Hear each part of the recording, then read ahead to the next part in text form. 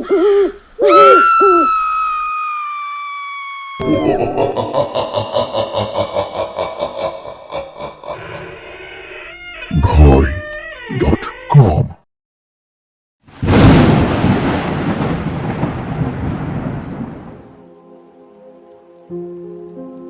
আসসালামু আলাইকুম।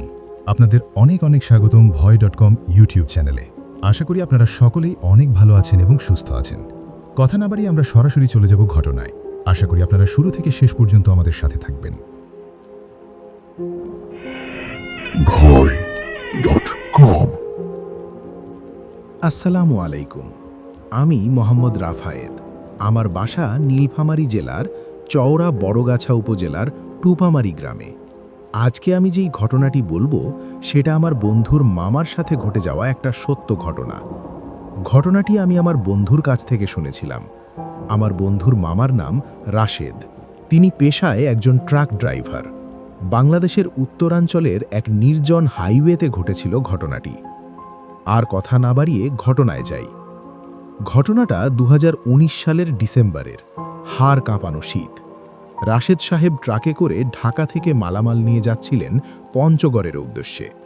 রাত তখন প্রায় 3টে। চারপাশে কুয়াশা এতটাই ঘন ছিল যে হেডলাইটের আলো 10 ফুট সামনেও ভালো করে পৌঁছাচ্ছিল না। রাশেদ সাহেবের ট্রাকের হেলপার সেদিন অসুস্থ থাকায় তিনি একাই ট্রাক নিয়ে পঞ্চগড়ের উদ্দেশ্যে রওনা হন। অর্থাৎ ওই বিশাল ট্রাকে ওই জনমানবহীন রাস্তায় তিনি একদম একা। হাইওয়ের দুপাশে শুধু বড় বড় গাছ আর ঘন অন্ধকার। ট্রাকের রেডিওতে গান বাজছে, কিন্তু সিগন্যাল বারবার কেটে যাচ্ছিল। হঠাৎ একটা নির্জন মোড়ের কাছে এসে রাশেদ সাহেব দেখলেন রাস্তার বাঁ পাশে কেউ একজন দাঁড়িয়ে আছে।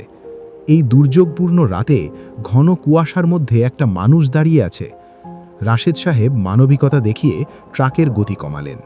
কাছে গিয়ে দেখলেন একজন বয়স্ক লোক, গায়ে পুরনো আমলের একটা চাদর জড়ানো। লোকটা হাত তুলে লিফট চাইছে। রাশেদ সাহেব ট্রাক থামালেন। তিনি ভাবলেন হয়তো কোনো বিপদগ্রস্ত মানুষ।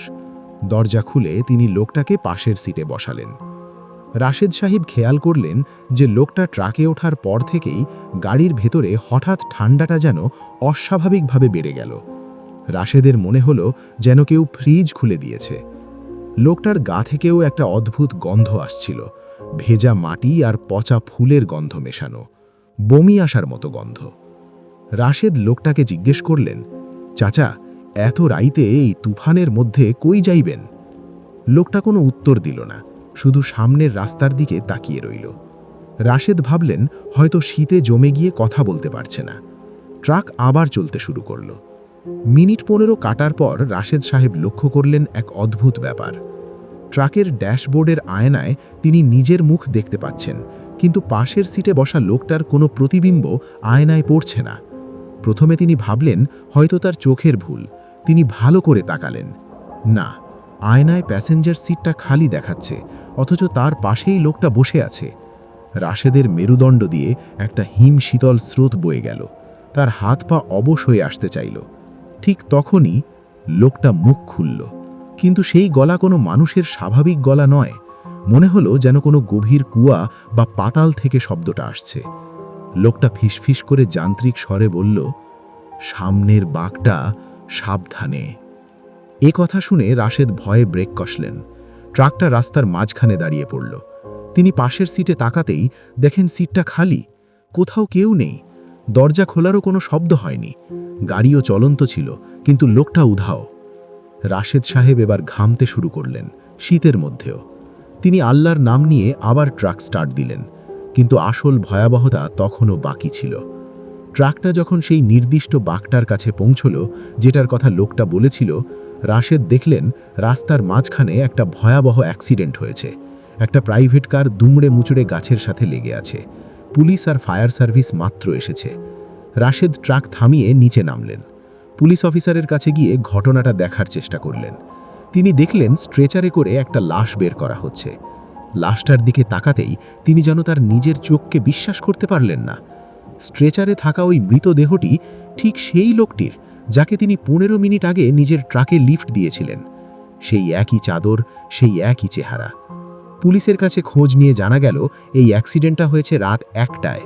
অর্থাৎ রাশেদ যখন তাকে লিফট দিয়েছিলেন তখন লোকটা আসলে বেঁচে ছিল না। তাহলে রাশেদ সাহেব আসলে কাকে গাড়িতে তুলেছিলেন? বিজ্ঞান বলবে এটা প্যারাইডোলিয়া বা হ্যালুসিনেশন। একটানা গাড়ি চালানোর ফলে মস্তিষ্কের ক্লান্তি থেকে এমনটা হতে পারে। অবচেতন মন হয়তো রাস্তার পাশের কোনো ছায়াকে মানুষ ভেবেছিল, আর অ্যাক্সিডেন্ট দেখার পর তার মস্তিষ্ক সেই কাল্পনিক মানুষটার সাথে লাশের চেহারা মিলিয়ে দিয়েছে। একে বলা হয় ফলস মেমোরি সিনড্রোম।